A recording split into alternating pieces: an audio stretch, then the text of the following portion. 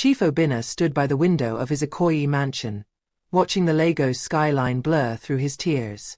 His son, Patrick, sat on the Persian rug behind him, stacking wooden blocks in perfect silence. "Another doctor just left," his wife Maria said, her voice hollow. She collapsed onto the leather sofa, still holding the medical report. "He said the same thing. Nothing can be done." Chief Obinna turned to face her. "What exactly did he say?" "The same diagnosis. Profound hearing loss. No known cause. No cure available." Maria's hands shook as she set down the report. "He suggested we learn sign language. Start preparing Patrick for a life of silence." "No." Chief Obinna's voice was firm. "There has to be something. Someone. We've tried everyone, Obinna. Doctors from Johns Hopkins, specialists from London, experts from South Africa. They all say the same thing." Maria's voice cracked. "Our son will never hear our voices." 3 years had passed since they realized Patrick couldn't hear. 3 years of flying specialists from America, London, South Africa. 3 years of hope crumbling with each medical report that confirmed the same diagnosis. Profound hearing loss, cause unknown, untreatable. He had built an empire from nothing. Hotels across West Africa, real estate developments, oil investments that made him one of Lagos's most powerful men. He could buy anything in Nigeria. Anything except his son's hearing. "We need new house help," Maria said quietly. "The last one quit yesterday.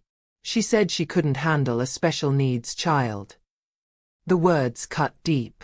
Special needs. As if Patrick was broken somehow. The boy was brilliant. His eyes missed nothing. His hands created wonders with blocks and crayons. But the world only saw what he couldn't do. "She called him difficult," Maria continued. "Said he was too demanding because he couldn't communicate properly." Can you imagine? A 3-year-old child being called difficult because he's deaf. Chief Obinna clenched his fists. "We'll find someone better. Someone with patience. Someone who sees Patrick, not his disability." The next morning, a woman arrived for the interview. She was older, maybe 50, with kind eyes and calloused hands. She wore a simple faded wrapper and blouse, her headscarf tied with dignity despite its worn edges. "My name is Grace," she said simply. "I'm from Enugu. I'm a widow." Maria barely looked at her. "Can you cook? Clean? We have a child who is different." "Different how, madam?" "He's deaf. He can't hear anything. He can't speak. He gets frustrated easily, and most people can't handle it." Grace nodded slowly. "I can cook. I can clean. And children are children, madam. None of them are different to me. They just need love and patience." Something in her voice made Maria finally look up. The woman's eyes held a depth of sorrow that matched her own. "You're hired," Chief Obinna said from the doorway, surprising them both. "When can you start?" "Today, sir." "Don't you want to know the salary?" Maria asked. "Whatever you think is fair, madam. I need the work. And it sounds like your son needs someone who won't give up on him." Grace moved into the small room off the kitchen that afternoon. She unpacked quickly. 2 wrappers, 3 blouses, a worn Bible, and at the bottom of her bag, wrapped carefully in old newspaper, a wooden flute. She stared at it for a long moment, running her fingers along its smooth surface. Then she tucked it away in her pillowcase and went to meet her new life. That evening, she met Patrick. The 3-year-old was in the playroom, absorbed in arranging his toy cars by color. Grace watched him from the doorway, her heart squeezing painfully. He looked up and saw her. Most children would have run to their parents, uncertain of a stranger. But Patrick had learned to trust his eyes. He studied her face carefully, then smiled, a pure, beautiful smile. Grace smiled back, blinking away sudden tears. She would protect this child, she decided, even if it broke her all over again. That night, as Grace lay in her small bed, she heard crying. She got up and followed the sound to Patrick's room. Maria was sitting on the floor beside his bed, her face buried in her hands. "Madam," Grace said softly from the doorway. Maria looked up, startled. "I'm sorry. Did I wake you?" "No, madam. Is everything all right?" "He had another nightmare. He woke up screaming, but I don't know what scared him. I can't ask him. He can't tell me." Maria wiped her eyes. What kind of mother can't comfort her own child? Grace entered the room and sat beside her. Patrick was sleeping now, his small chest rising and falling peacefully. "You're a good mother, madam. I can see it in the way he looks at you. But I can't reach him. I don't know how to help him." "Maybe helping isn't always about fixing, madam. Maybe sometimes it's just about being there." Maria looked at this woman she'd just hired. "Do you have children, Grace?" Grace's expression flickered with pain. "I had a son. He passed 5 years ago. I'm sorry. I shouldn't have asked." "It's all right, madam. His memory keeps me going." Grace stood. "You should rest. I'll stay with Patrick tonight, if you'd like." Maria hesitated, then nodded. "Thank you, Grace." As Maria left, Grace settled into the chair beside Patrick's bed. She watched him sleep, remembering another little boy who used to have nightmares. "I'll watch over you," she whispered. "Just like I watched over him." Wow. A billionaire with everything. Except his son's hearing. And this new maid has a secret in her bag that will change everything. If you're already curious, smash that like button and subscribe to Folktales by Inaya. Drop a comment. What do you think is in the maid's past? Grace woke at 5 a.m., as she had every day for 30 years. The mansion was still dark, quiet except for the hum of the generator. She said her morning prayers, then headed to the kitchen to begin her duties. By 6 a.m., she had prepared breakfast: yam porridge with palm oil and pepper, fried plantain, scrambled eggs. The kitchen filled with familiar smells that reminded her of home. Chief Obinna came down first, already dressed in his expensive suit, phone pressed to his ear. He nodded his thanks and took his food to the dining room, still talking business deals that meant nothing to Grace. Maria appeared next, looking exhausted, dark circles under her eyes. "Patrick had another nightmare," she said, pouring herself coffee with shaking hands. "He wakes up screaming, but we don't know what scares him. We can't ask. He can't tell us. We're failing him." Grace felt the familiar ache in her chest. "May I help with him today, madam? Perhaps play with him.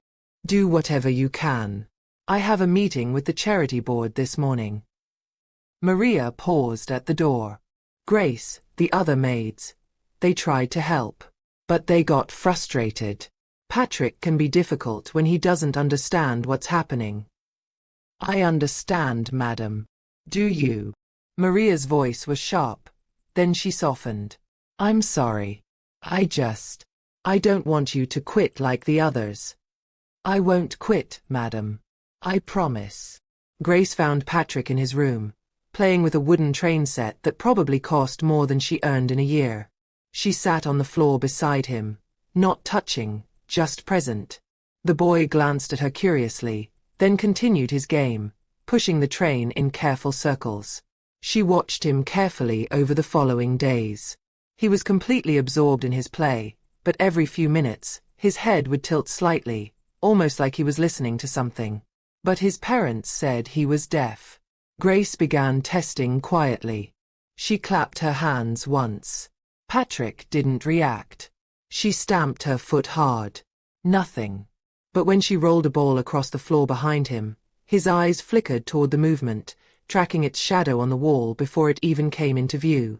Over the next 2 weeks, Grace paid close attention. She noticed that Patrick would sometimes turn when the washing machine stopped, responding to the change in vibration through the floor. She saw him react to his mother's footsteps, not the sound, but the rhythm of the floorboards creaking under her weight. He wasn't responding to sound. He was responding to everything else: vibrations, air movement, visual cues, patterns. He had adapted so completely that no one noticed he was compensating for what he couldn't hear.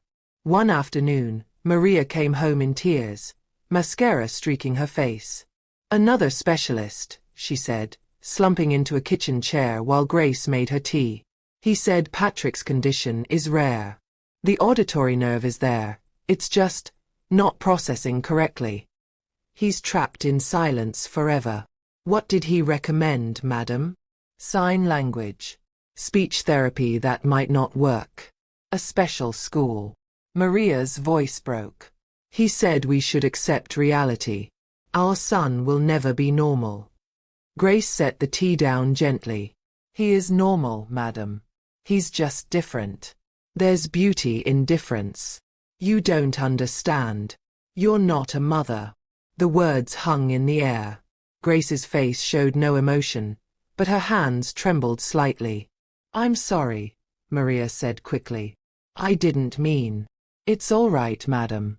You're upset. I understand." That night, after the family slept, Grace pulled out her wooden flute from its hiding place. She hadn't touched it in 5 years. Not since the night before the fire. Not since Chiddy's last performance at church. She pushed the memory away and examined the instrument in the moonlight streaming through her small window. It was old, hand-carved by her late husband, the wood smooth from years of use and love.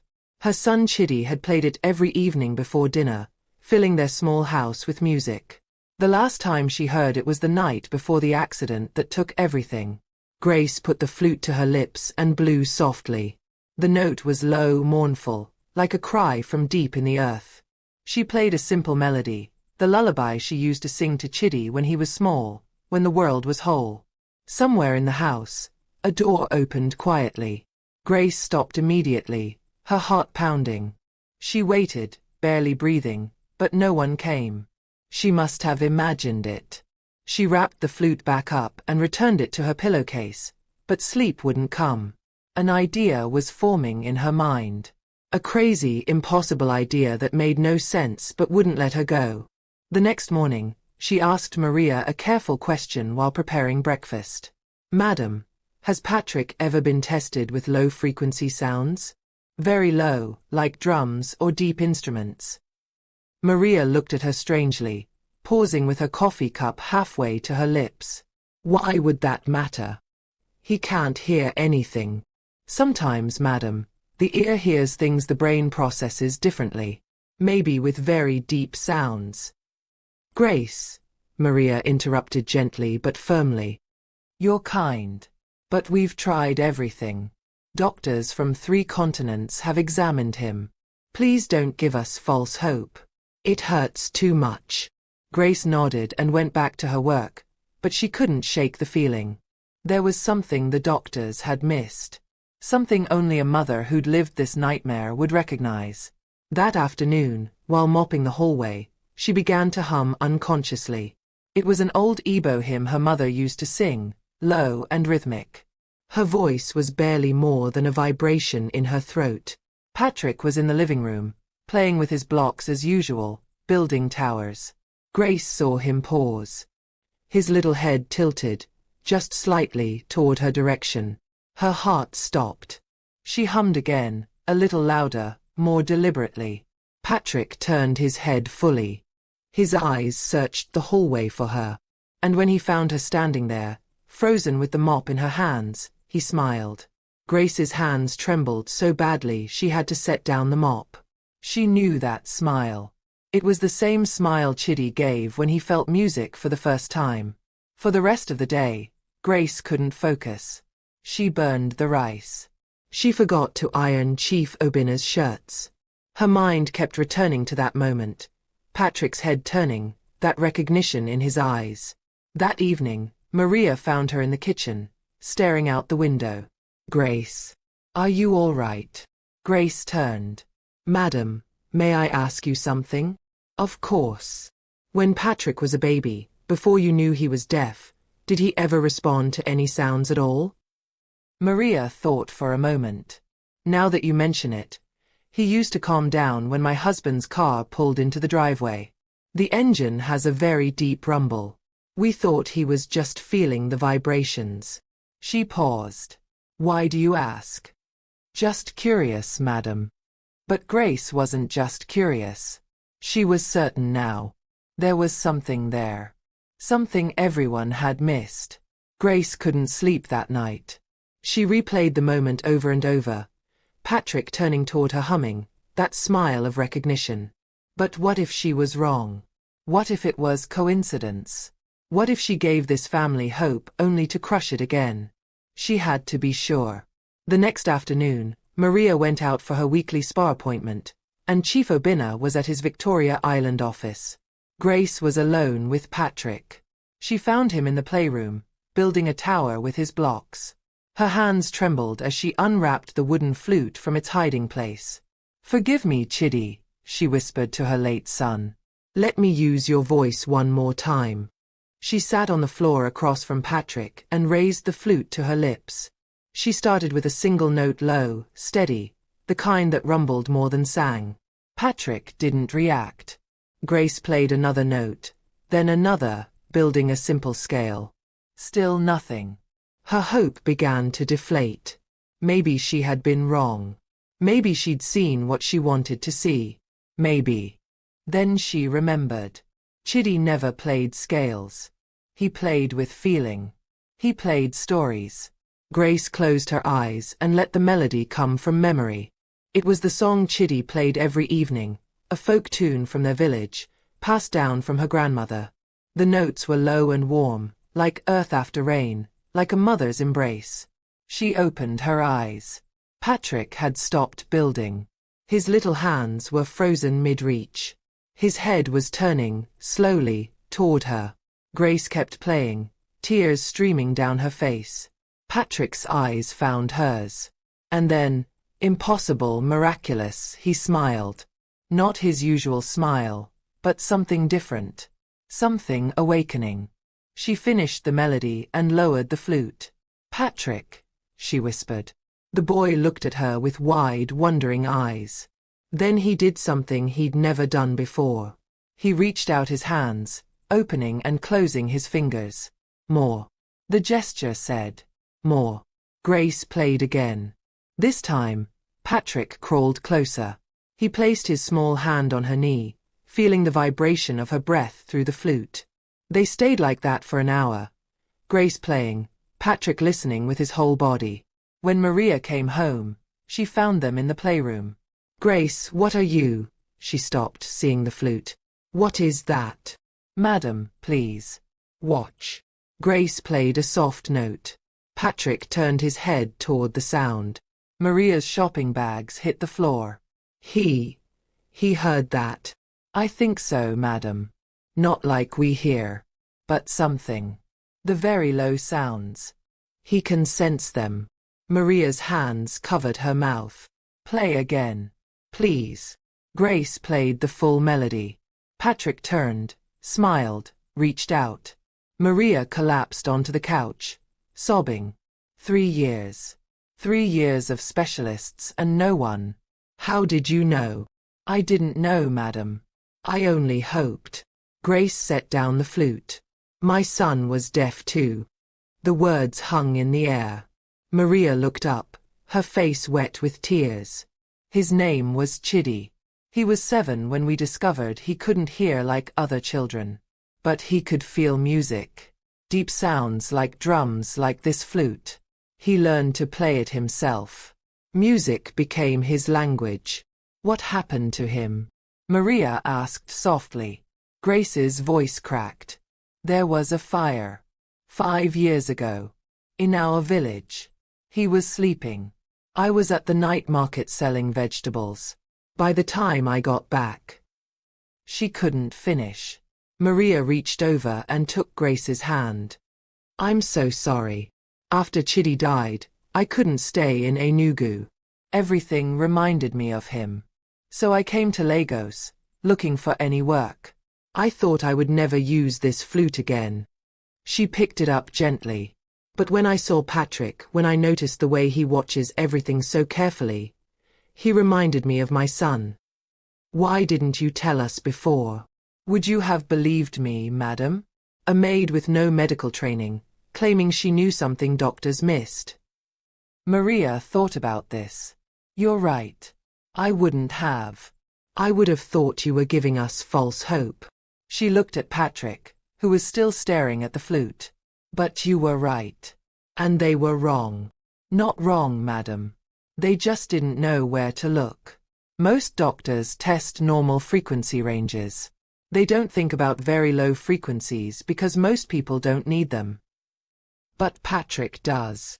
Yes, madam. Just like Chidi did. Maria wiped her eyes. My husband needs to see this. Now. She pulled out her phone and called Chief Obinna. Come home. Now. I don't care about the meeting. Just come home. 20 minutes later, Chief Obinna burst through the door. What's wrong?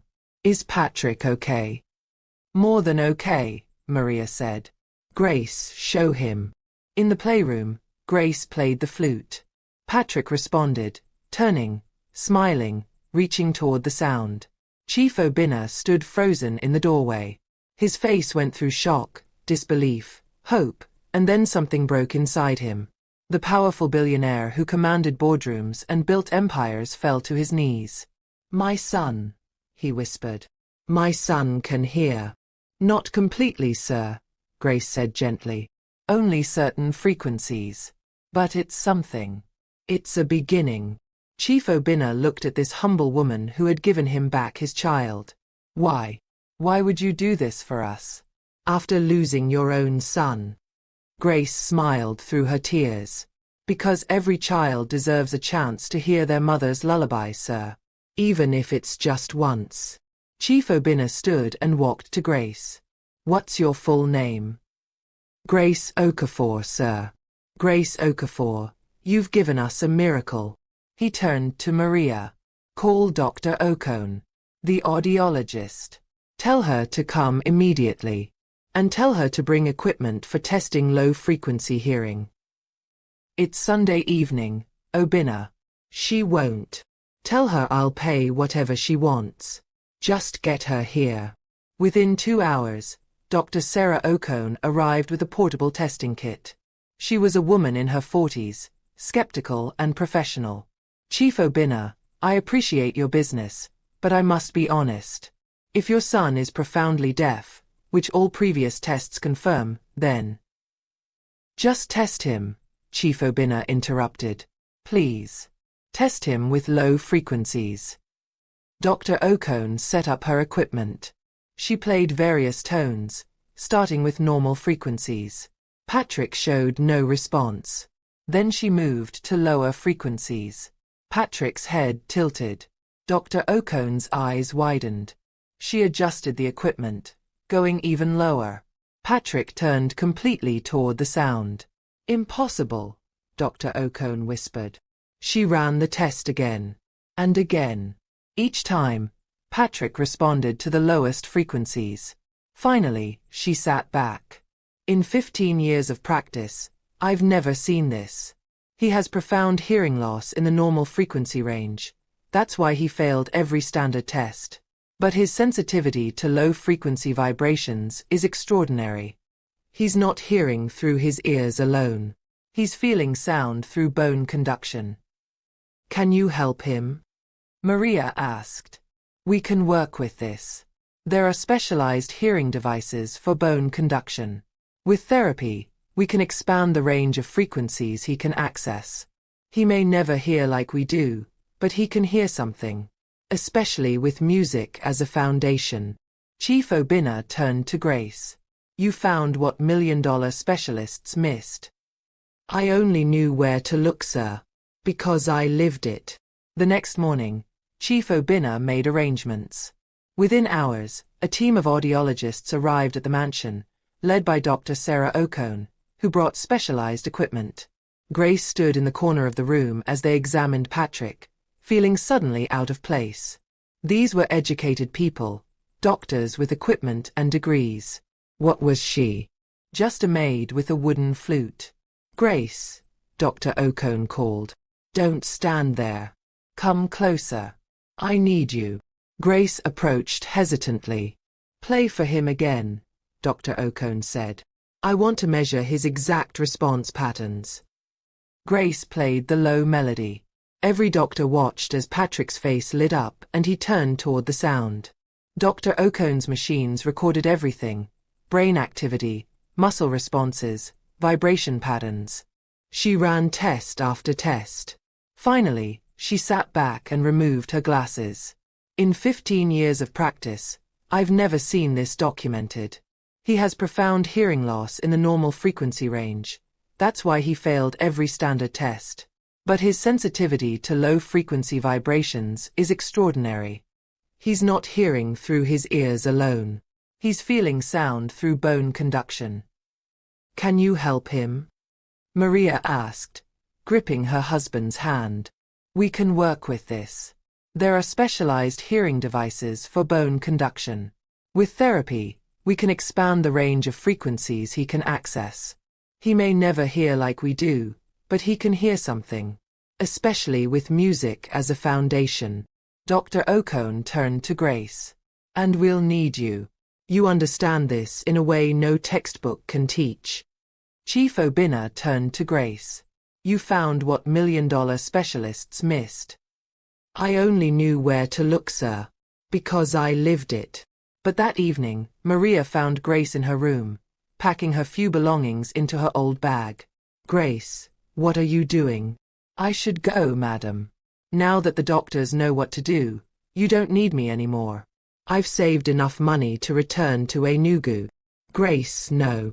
It's okay, madam. Grace's hands trembled as she folded her wrapper. I'm grateful I could help Patrick. But being here, seeing him every day, it reminds me too much of Chidi. It opens wounds I thought had closed. Maria sat on the bed. I understand. But please, don't leave yet. Stay until Patrick gets his hearing device. He'll want you here for that moment. Grace hesitated. I don't know if I can, madam. Every time I play that flute, I see Chidi's face. I hear his laughter. And then I remember the fire, and... Her voice broke. Tell me about the fire, Grace. Please. You've carried this alone for too long. Grace was silent for a long moment. Then the words came, haltingly at first, then in a flood. It was a Wednesday evening. I was at the night market selling vegetables, tomatoes, peppers, onions. I needed money for Chidi's school fees. He wanted to come with me, but I said no. I told him to stay home and practice his flute. Tears streamed down her face. If I had let him come. What happened? The neighbors said it started in the kitchen. A kerosene lamp fell. The fire spread so fast. By the time someone came to find me at the market, our house was already gone. And Chidi. She sobbed. They said he was playing his flute when it happened. He didn't hear the fire. He didn't know to run. Maria pulled Grace into her arms. It wasn't your fault. I was his mother. I should have protected him. You did protect him. You loved him. You gave him music and joy. That's what mothers do. Grace cried into Maria's shoulder, releasing 5 years of grief she'd kept bottled inside. Over the next few days, the specialists worked with Patrick. They fitted him for a specialized bone conduction device and began basic therapy. But Patrick kept looking for Grace, reaching for her, wanting her to play the flute. Grace stayed in her room mostly, avoiding him. The pain was too much. One afternoon, Chief Obinna found her in the garden, sitting under the mango tree. Grace, he said softly, can we talk? They sat in silence for a moment before he spoke again. Maria told me about your son. About the fire. I'm so sorry. Thank you, sir. You've given us something we thought was impossible, he began. Not just hope. You gave us our son's voice. His connection to the world. I only did what any mother would do, sir. No. You did what love does. He pulled out an envelope. Grace, I know you plan to leave. Maria told me. And I understand why. But before you go, please accept this. Grace opened the envelope. Inside was a bank draft. Her hands shook as she read the amount. 10 million naira. Sir, I can't. This is too much.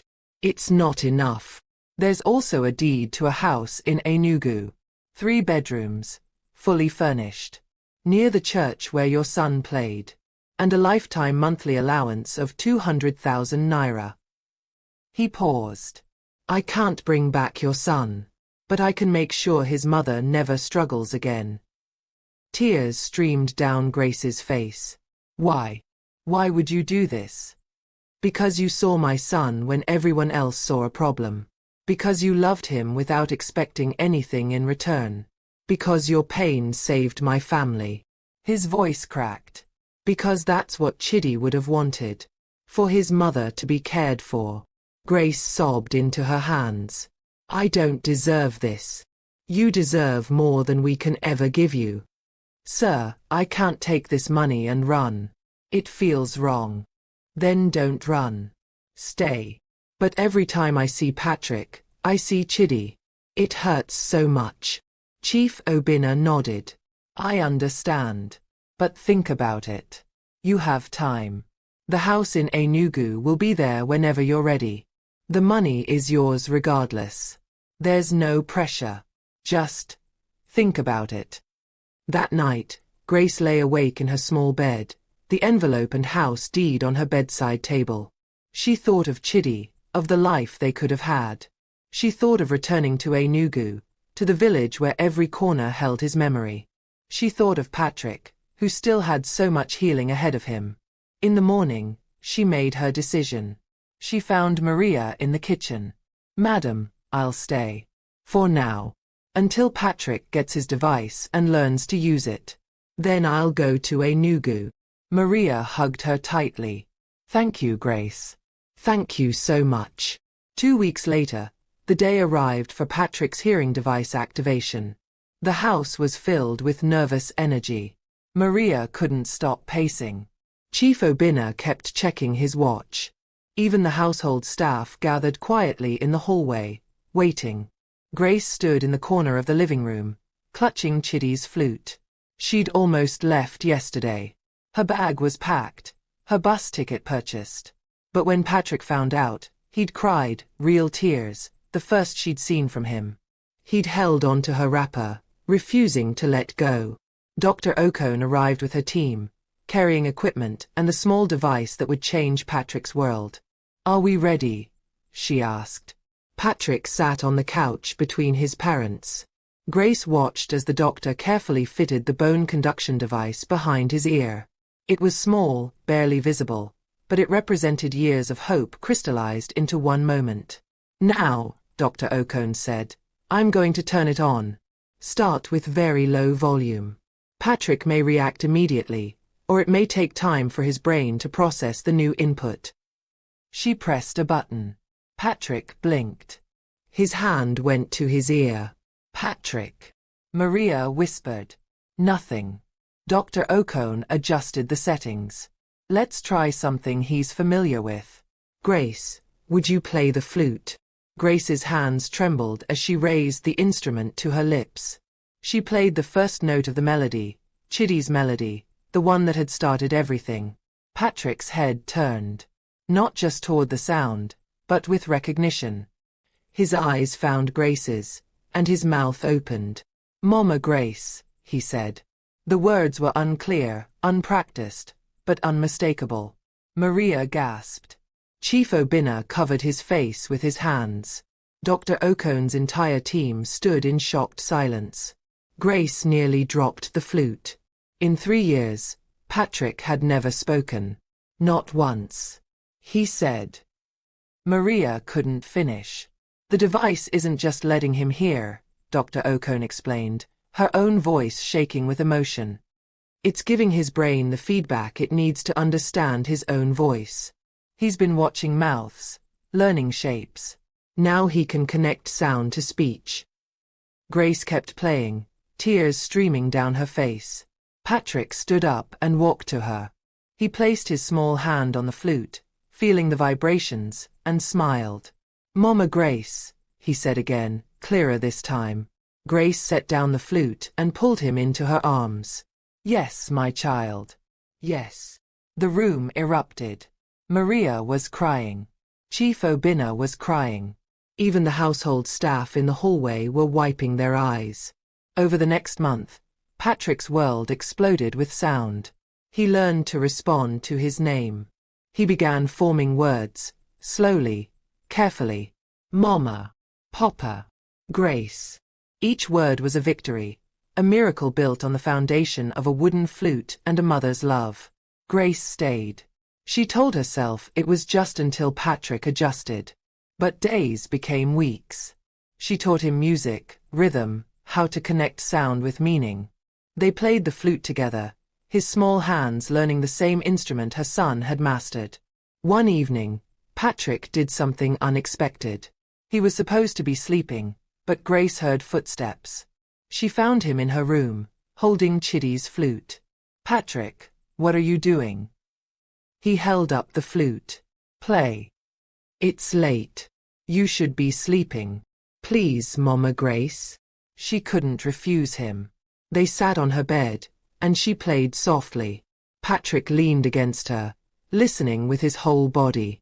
Then he spoke, his words careful and deliberate. You, sad. Grace looked at him in surprise. What? When? You play. You sad. How do you know? Patrick touched his chest. I feel. Here. Grace's tears came then. This child, barely able to speak, understood her pain. I had a son, she told him. Like you. He played this flute. But he's gone now. Where? Heaven. Patrick thought about this. Then he hugged her. I'm sorry. Grace held him close. Thank you, Patrick. The next day, Maria found Grace in the garden, sitting under the mango tree. You're not leaving, are you? Maria asked, sitting beside her. I should. He doesn't need me anymore. Maybe he doesn't need you. But he loves you. We all do. Maria took her hand. Grace, when you first came here, I saw you as just another maid. But you've become family. Not because of what you did for Patrick. Because of who you are. I'm nobody special, madam. You're wrong. You're the woman who turned grief into grace. Who let love survive loss. Maria squeezed her hand. Stay. Not as a maid. As family. As Grandma Grace. That Sunday, Chief Obinna called everyone to the living room. Patrick sat on the floor, playing with his wooden blocks and humming, a tune Grace had taught him. Grace, Chief Obinna began. You've refused to accept your gifts. The money sits untouched in the bank. The house deed remains unsigned. You still sleep in the maid's quarters and insist on cooking breakfast every morning. Sir, I don't need. Let me finish. His voice was gentle but firm. We're making this official. Maria and I have filed papers. Legal papers. We're adopting you. As family. Grace stared at them. But I'm too old. That's not. In Nigerian culture, family isn't just blood, Maria said. You saved our son. You gave us hope. You deserve to be honored, not hidden away. She pulled out a document. This makes you legally part of our family. You'll have full family rights, access to everything, and most importantly, you'll be Patrick's grandmother. Officially. Patrick looked up at the word, grandmother. He'd been practicing. Grandma, he said carefully, then pointed at Grace. Grace broke down completely. Chief Obinna knelt beside her chair. You told me once that you lost everything in that fire, he said softly. Your son. Your hope. Your reason to play music. But look what you've built from those ashes. You gave us our son's voice. Let us give you a family again. Grace looked at Patrick, who was now standing, holding out his wooden flute, the one Chief Obinna had bought him, identical to Chitty's. Play, Grandma, Patrick asked. Grace wiped her tears and took the flute. But instead of playing Chitty's old melody alone, She taught Patrick a simple part. Together, their flutes sang a duet, old pain and new hope, loss and love, grief transformed into grace. The melody wasn't perfect. Patrick's notes wavered sometimes. But it was beautiful. It was healing. It was home. Yes, Grace whispered. I'll stay. I'm home. Maria embraced her. Chief Obinna put his hand on her shoulder.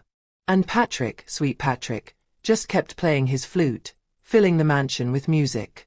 The following week, Grace made a decision. She asked Chief Obinna to drive her to Enugu, to the village where it all began. Maria and Patrick came too. They stood before the church where Chidi used to play his flute every Sunday. The pastor recognized Grace immediately and welcomed them warmly. This is where Chidi played, Grace told them, her voice thick with emotion.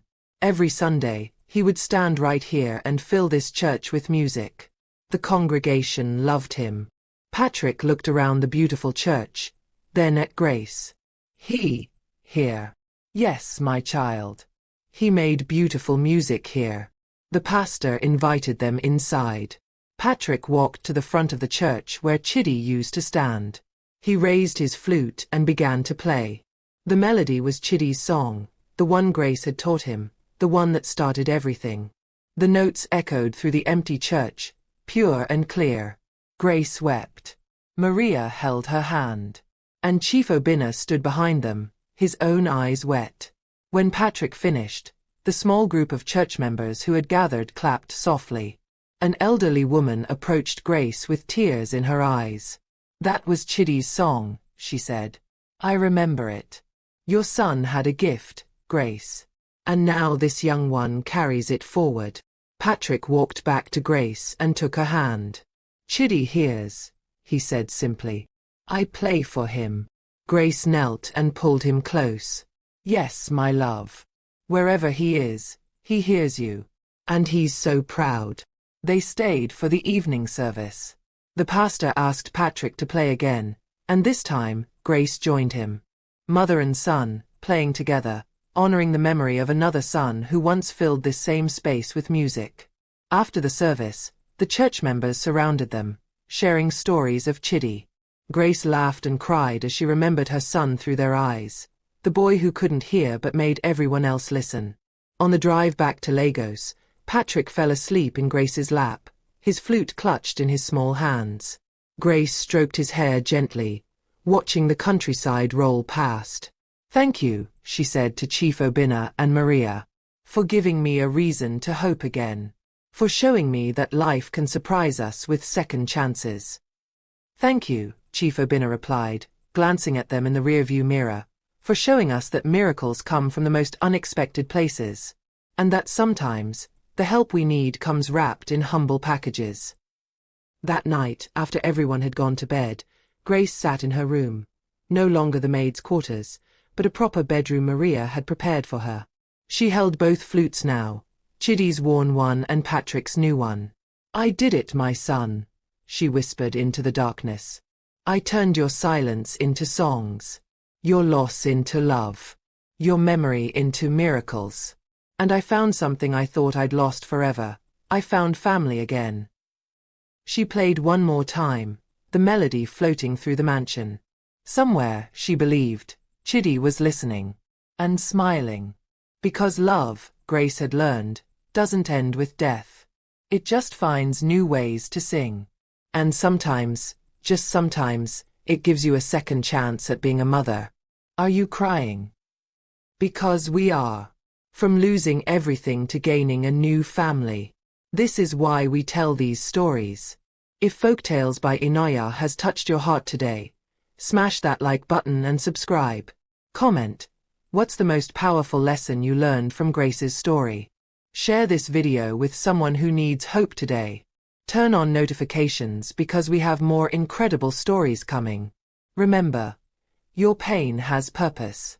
Your loss can become love. Never give up hope. Thank you for being part of this journey.